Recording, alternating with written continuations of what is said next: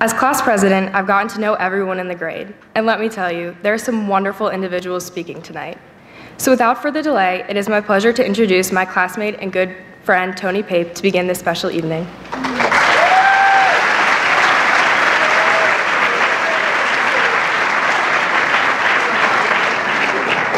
Please, have a seat.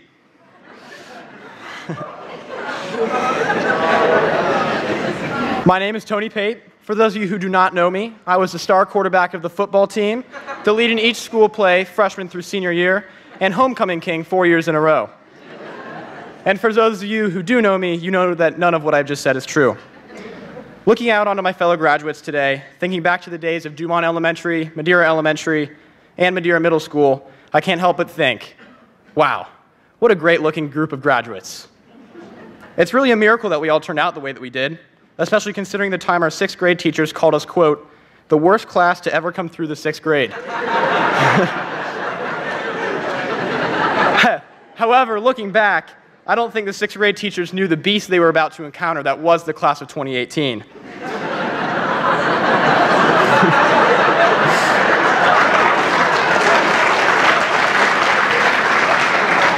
As I recall, our sixth grade year, the Olympics were nearly canceled. Jake Waters stood on a lunch table for a bag of Cheetos. And Noah Green and Jeff Hill played patty cake under a desk out of spite. However, much like a fine wine or LeBron James, we got better with age. The next 2 years were much improved, as we as a class were praised for our academics, our obedience, and overall our creativity. Yet this does not mean in any way that our antics stopped. In 8th grade, my friends and I always sat at the same lunch table. Each day we would eat, talk, and in the surplus of time remaining before the end of the lunch period. And before I continue, Mrs. Langrebe, if you're in the audience tonight, I apologize. However, I feel it's time that you probably found out. Rather than Chris eating the Ziploc bags his loving mother had filled with Cheerios, we as a table would fling the superfluous amount of Cheerios across the cafeteria. Eventually, our shenanigans caught the attention of Miss Van Skyke, the lunchroom police lady.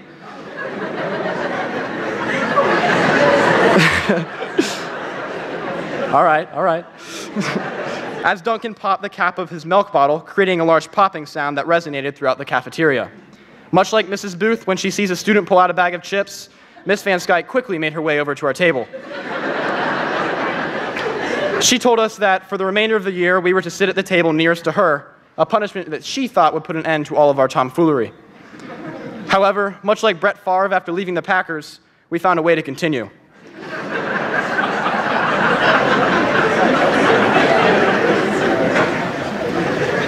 To show how little we cared about the consequence, we decided to host what we called Fancy Friday the following day.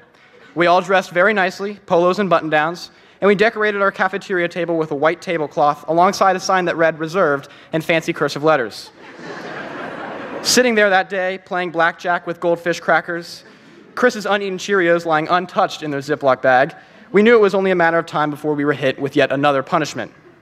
Now, I remember the following moment very vividly. I looked up, and heading in our direction, much like when our long-lost hero sees a lock dangling from afar. All right, nope. Miss Van Skyke raced to our table. She was upon us, and we thought it was all over. And at the most critical point, as she began to speak, out of nowhere, our principal, Mr. Kramer, interrupted to ask if we would like him to hold on to our tablecloth for the following Friday.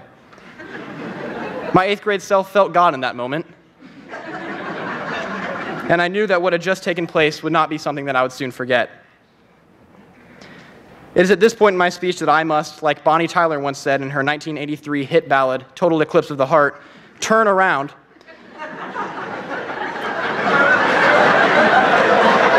There you go.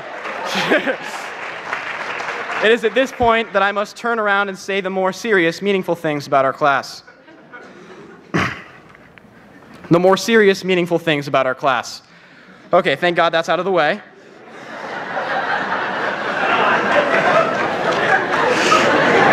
In all seriousness, our class is special for so many reasons.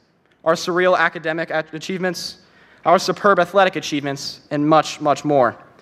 However, it is the character that we as a group hold that I find more special. And in particular, what I find most appealing is our ability to take any given circumstance, any challenge or hurdle, and push through, often turning it into something fun. There have been times where we faced adversity. There have been times where we faced hardship. Yet we have always found ways to keep pushing forward.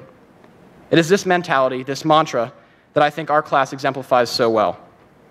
For the remainder of the night, you will hear some of my fellow graduates as well as two of our amazing faculty members who will share with you their stories about this special group of graduates.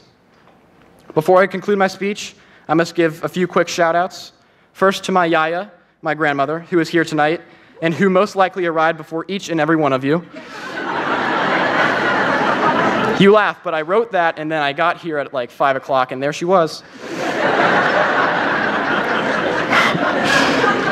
To my grandma, Pat, who is my #1 fan and was definitely confused at the start of the speech when I said that I played football. To Mrs. Booth, who asked that she be mentioned in one way or another for putting up with my shenanigans for the past few years. And to my mother and my father, who have provided so much for me and have shown me everything I know and everything I want to be. Also, to my sister Faith, you're pretty cool. Class of 2017, I can't even begin to say how proud I am to graduate alongside of each and every one of you, so I won't. Rather, I'll say this. It is a blessing to be a Mustang. It is a blessing to have spent the last 13 years with you all. And it is a blessing to be in the class of 2017. Thank you, and go Cavs.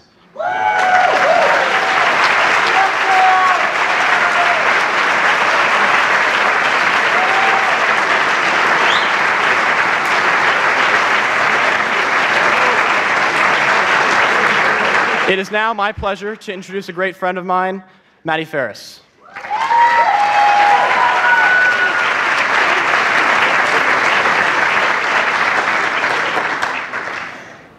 Friends, family, people I've avoided in Kroger.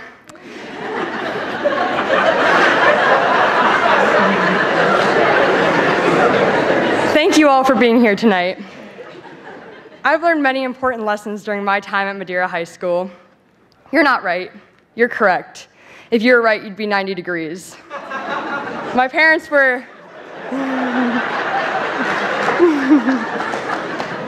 My parents were correct about almost everything. You can leave Walmart wealthier than you arrived. No food or drink in the PLC, ever. Celsius will always be better than Fahrenheit. But the most important lesson I've learned in high school is that in order to be happy, you have to let go of your fear and be yourself. Wow, what a vague and inspirational idea.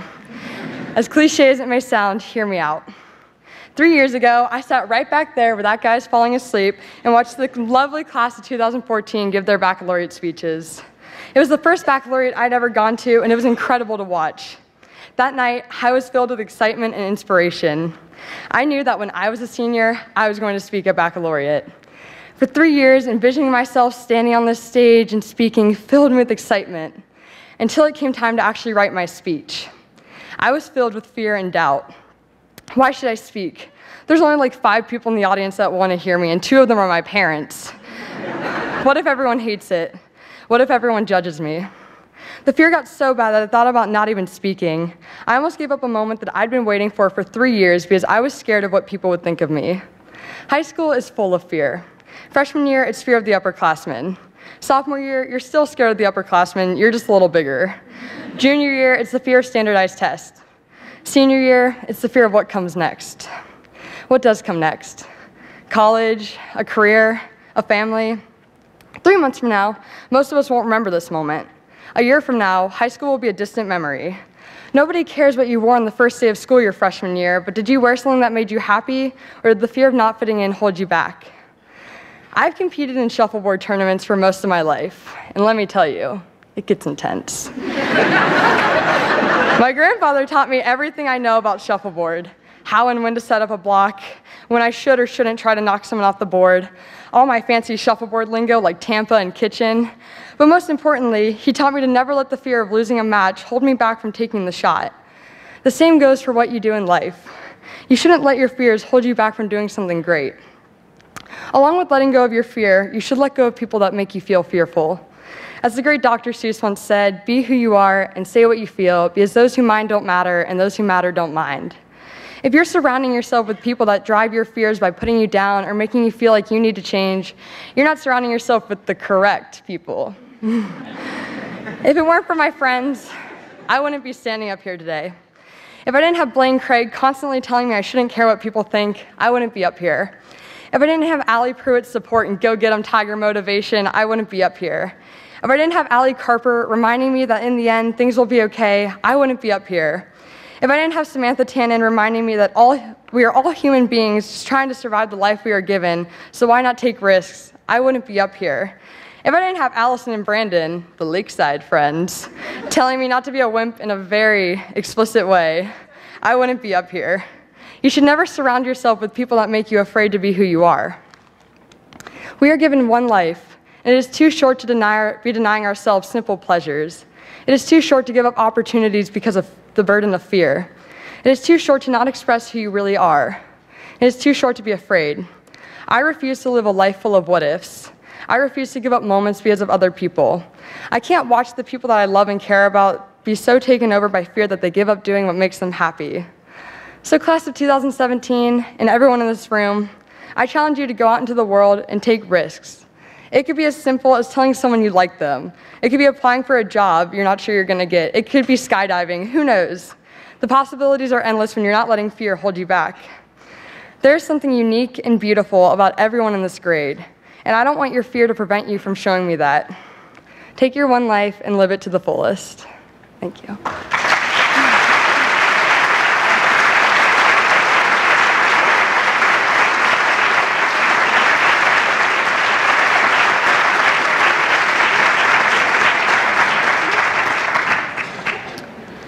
I am 99.7% confident that Mr. Phelps falls within 3 standard deviations above the mean. And by that I mean I fail to reject the null hypothesis that he is anything but an amazing teacher and mentor for all of the students here at Madeira.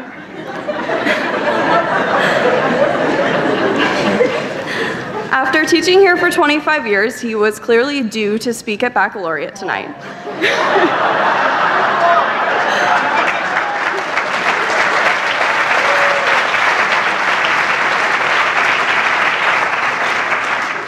He is undeniably an amazing asset to the students and staff at Madeira.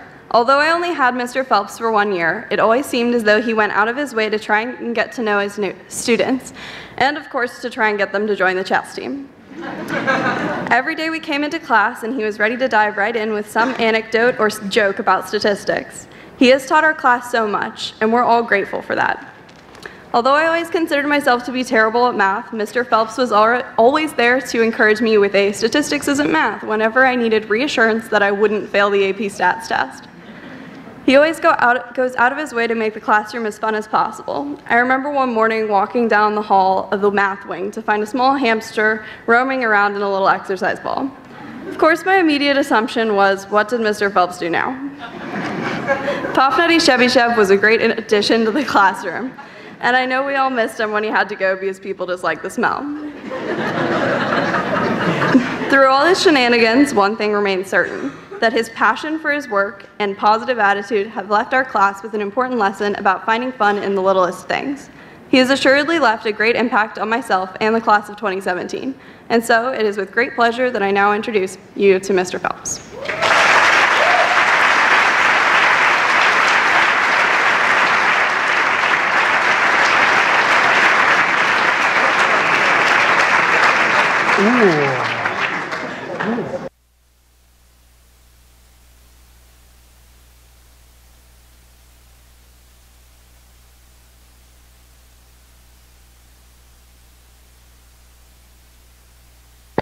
Hello. Oh.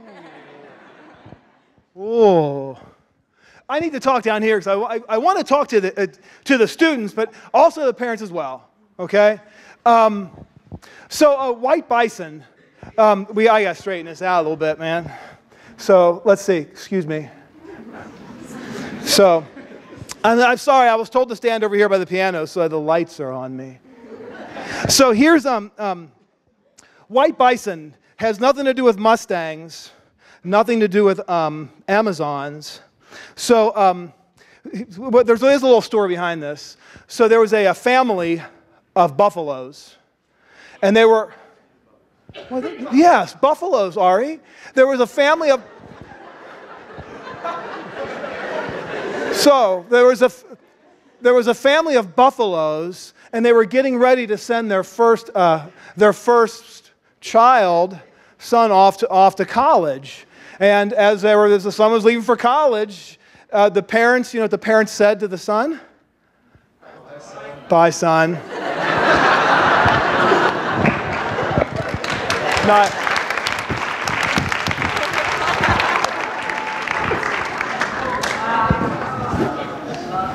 Do I got to connect this? Or is this not?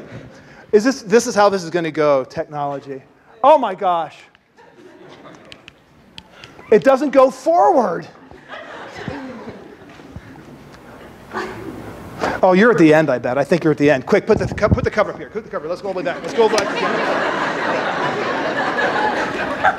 Tell me to get to the first one. Okay, Good. Oh man. So white bison. It's not a. No, I won't. I will not do that. I will not do that. I'll go to the next slide. But here's what I do want to do. My message to the kids is honesty, hope, faith, and courage. All right, it may take a little while to get to that, and it may get a little while to explain exactly what white bison means, but I will get to that. And within this is a little bit of advice from me as you guys are heading off to whatever you do next year. Okay, and hopefully it's advice that I did not get when I was your age heading off to college. A couple things, though, I do need to clarify. So I did have plenty of animals in my classroom, and one of the first ones I had, this was a Darth Beta. And what happened is on our, we swapped out our computers earlier this year, and on the old computer I actually had a photo taken by the fish, because I remember that big bubble photo you guys had? Yes. I think that happened right before this fish met his untimely demise. But since we really don't have evidence, I guess Emily, Megan, Stephanie, you guys are forgiven. So out there, wherever you guys go, things are going to happen to you. Some things will be in your control. Some things will not be in your control. Okay? Fair enough to say. All right? My goal is I want to encourage you to make good decisions, good judgments. I, on the other hand, just have a lot of experience.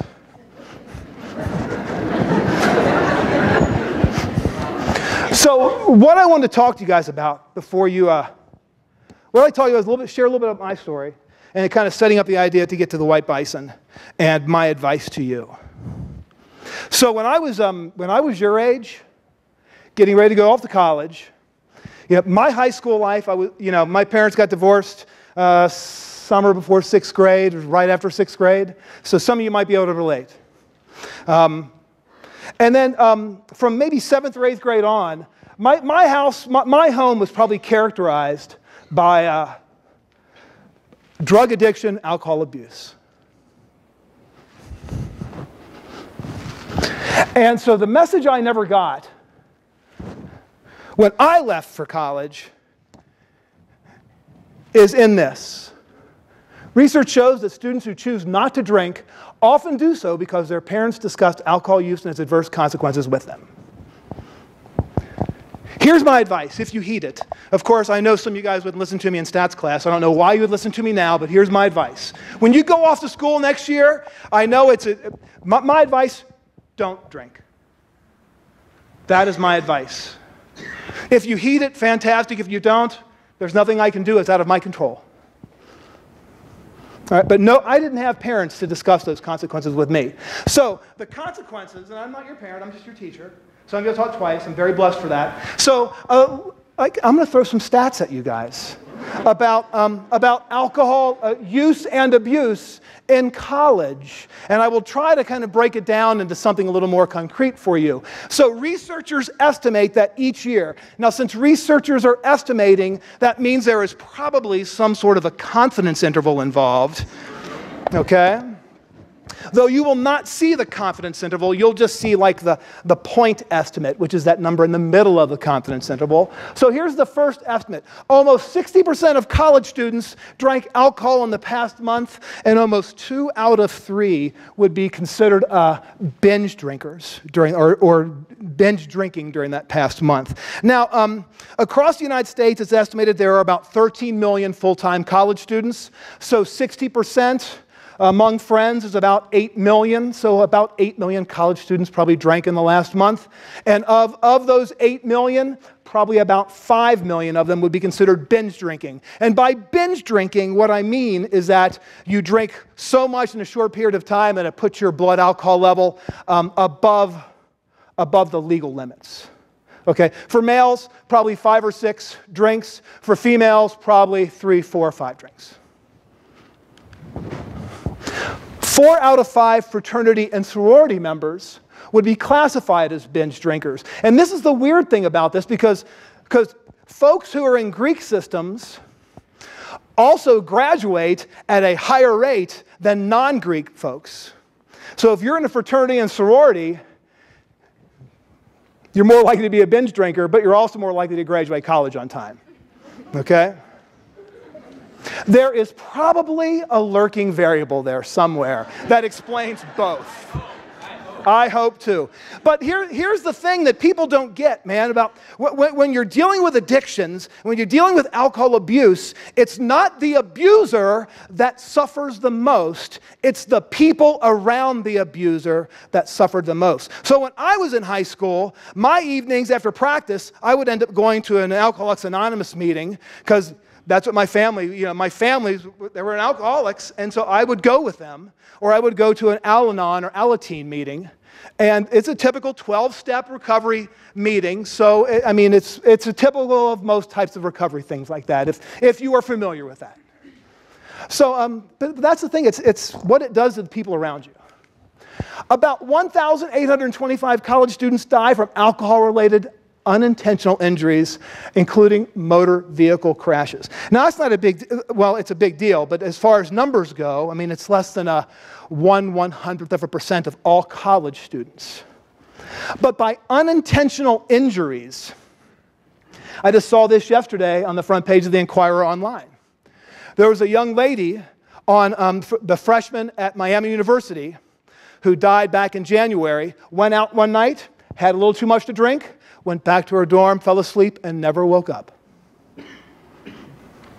Acute alcohol poisoning was what the coroner's report came back with earlier this week. And then there's a young man at Penn State who was a part of a fraternity, I guess, initiation procedure, had a little too much to drink, fell down the steps, died the next morning. His fraternity brothers were too drunk to help him. About 696,000 college students are assaulted by another student who has been drinking. So this is an interesting, as I was researching some facts, that's about the exact number of students who attend public or private colleges in the state of Ohio. So there are about 700,000 students, graduate and undergraduate, in the state of Ohio who attend private or public colleges. So that's as if every college student in the state of Ohio was attacked by somebody who had been drinking. About 97,000 college students report experiencing alcohol-related sexual assault or date rape. Do not infer gender with this statement. Do not infer a gender with this statement. That's not, 97,000, that's less than 1% of all college students, right? But that's about the total population of Ohio State and UC combined. So this is every student at Ohio State and UC had to suffer this. College students have higher binge drinking rates and a higher incidence of driving under the influence of alcohol than their non-college peers. This sounds like a chi-square test, perhaps. The first 6 weeks, guys, this is the key, okay? The first 6 weeks when I was in school was like this. This was not good for me. Okay? The first 6 weeks of freshman year are a vulnerable time for heavy drinking and alcohol-related consequences because of student expectations and social pressures at the start of the academic year.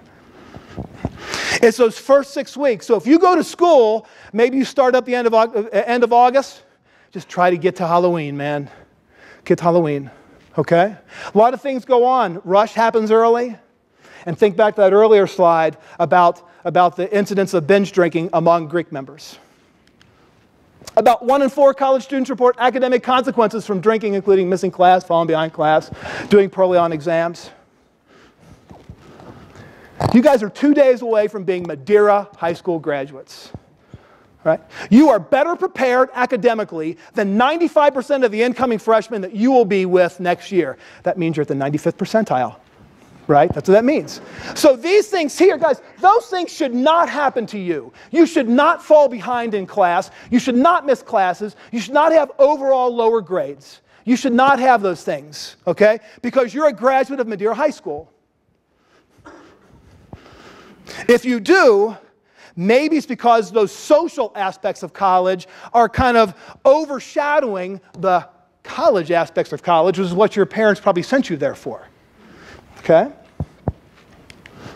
About 1 in 5 college students meet the criteria for an alcohol use disorder. Back when I was high school, that would just be said, you're an alcoholic. But if you put disorder on it, that means I think insurance covers it. I think. So there are, an alcohol, you can get online and search for the questionnaires. Essentially, it's 10 questions you answer. But, you know, what is an alcohol use disorder? It's frequency, amount. Does it interfere with what goes on in your day-to-day lives? Does it interfere with others around you? How does it make you feel? So that's alcohol use disorder. So what is white bison? What is white bison, and where does this fit in? White bison is a culturally appropriate 12-step program that addresses addiction needs for Native American and Alaskan Native citizens here in the United States. And those are the 2 subgroups, population subgroups, that probably have higher incidences of alcohol abuse. Native Americans and Alaska Natives. What makes their 12-step programs different is many of them in their cultures, they pass their culture on from one generation to the next by telling stories. And so what they've done is they've kind of taken this 12-step. If you go to an Alcoholics Anonymous meeting, it is a very kind of it's based on God, it's based on faith. And this is more based, there is still kind of a religious aspect, but I guess it's almost religion neutral, if you will. And so they pass on these 12 steps through these character values: honesty, hope, perseverance, service. And so they kind of tell stories around these 12 character values as a way of helping the Native Americans or Alaskan Natives kind of deal with their addictions and their family members deal with their addictions. What I'm interested for you guys are these 4 things which are on that first slide, which actually was the second slide because the first slide was actually the last slide, but we'll talk about that later. So honesty, hope, faith, and courage. Honesty, hope, faith, and courage. Many of you will go off to college next year, all right? Or some of you will go to a gap year, or some of you will go to the service, some of you will go straight to work, all right? Wherever you are, though, wherever you are, things could happen to you that you really are out of your control, all right? In a college atmosphere, it's that social aspect which can give you fits. Honesty. If you're wherever you are next year and you find yourself in a pickle, not pickled, pickle. Pickled is kind of like that's an old-timey, you're drunk joke. Never mind, Seth, never mind. Anyway, so if you find yourself if you notice that when you're that your the social parts of colleges seem to be kind of interfering with the college part of college, you need to kind of be honest with yourself. You need to be honest and be able to admit to yourself that, man, this is not working out. What's the definition of insanity? Is doing the same thing over and over again and expecting different results. Okay? Be honest with yourself. Hope. Things will happen to you your freshman year. I hope they don't, but things will. Things will. No matter how bad they seem, always have hope. No matter how dark things are, always have hope. Desmond Tutu said something to the effect that hope is being able to see a light when you're surrounded by darkness. Always have hope, no matter how bad things get. Faith.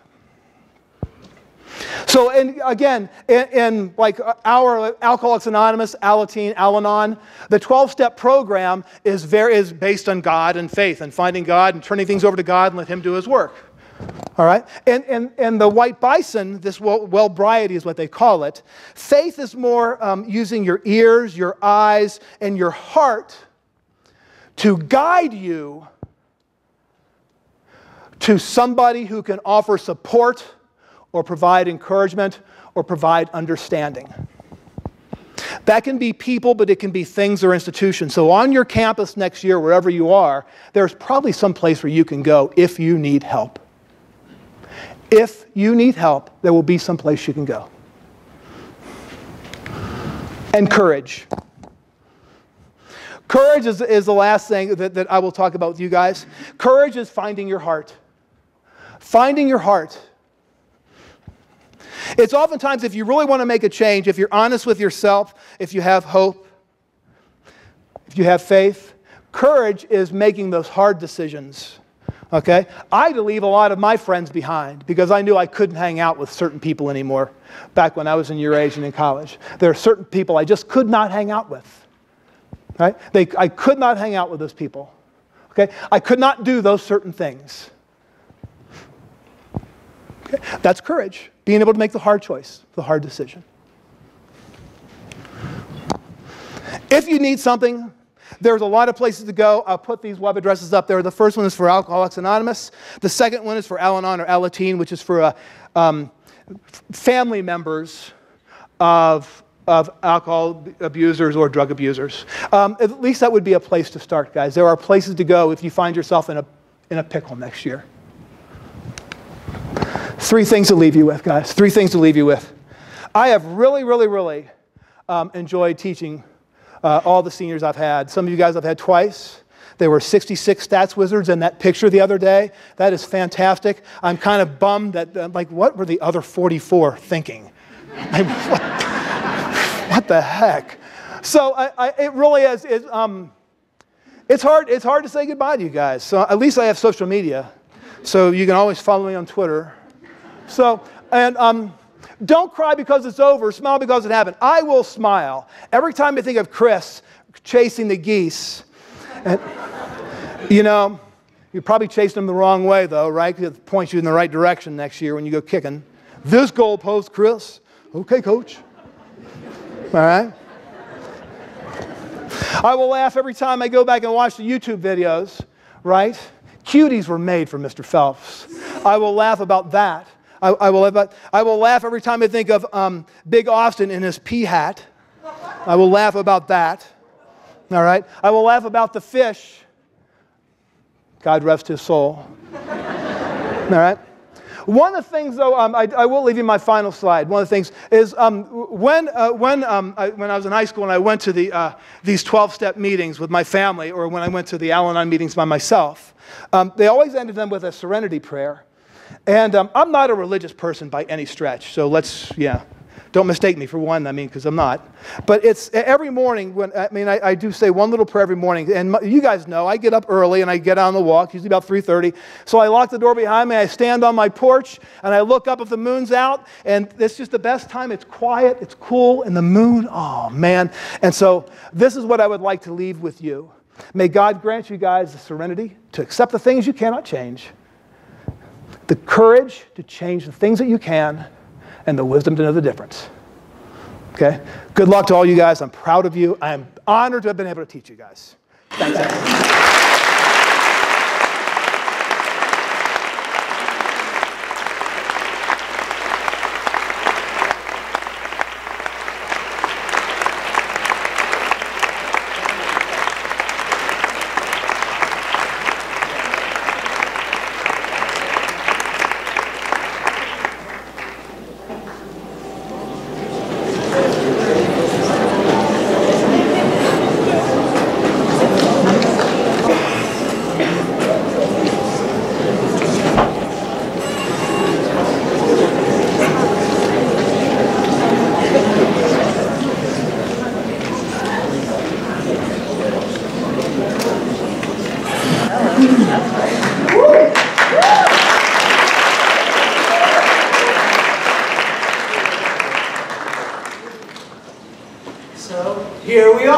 Yep, one last time. Can you believe it? Not in a million years. To be completely honest, I'm kind of surprised. Surprised of what? Well, I always thought Bye Bye Birdie was going to be the last time I'm on this stage. Remember? One boy, one special boy. One boy to be with forever and ever. Yeah, it's amazing how these memories stick with you. True. Like, I'll always remember that one time, 2 years ago, when we had to make out right here for 3 hours.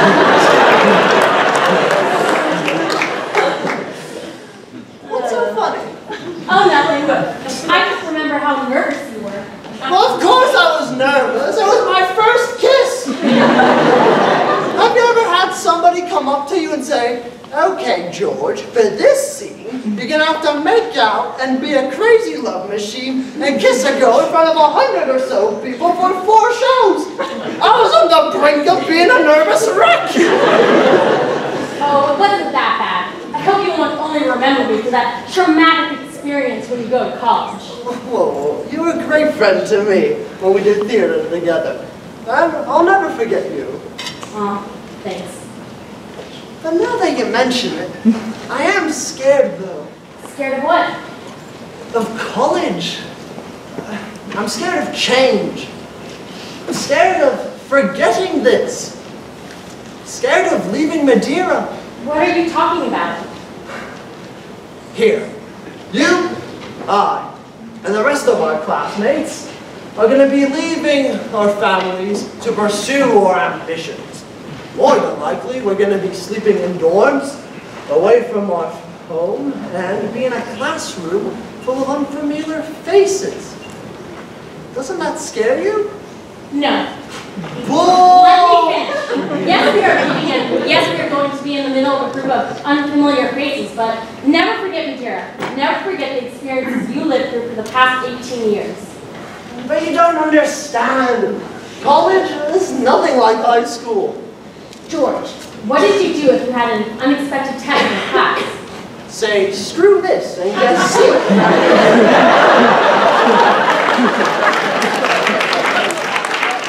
I know that's a lie. What would you really do? I guess I would look over my neighbor's shoulder and come down with George! Okay, study, I guess. Exactly. There isn't much more to it. You study here and you will study there, but you have these experiences of the last 4 years, and you will use it to succeed. Don't you get it? All of high school has prepared you for this. But what about teachers and friends? What about them? How will I get to know them as well as I do now? Again, what did you do in high school? Well, I took part in various activities. I was funny, charming, charismatic. In other words, I was myself. Then be yourself. What? If you manage to make friends here, which I don't know how, you'll be able to make friends there. We all have our strengths, and we need to use those strengths to find others and befriend them. But never forget about your friends and family. You worked long and hard to form unbreakable bonds. Keep in touch with your friends, and always remember your family wherever you are. Goodness, college is some pretty emotional stuff. Yep, it is. But thank you, Gabby. You've set my mind at ease, and I'm ready to tackle this new challenge. You're welcome. And if this were to be the last time we perform together, I want to say you were fantastic. And may the future hold wonders for you. And may the same go for you, George.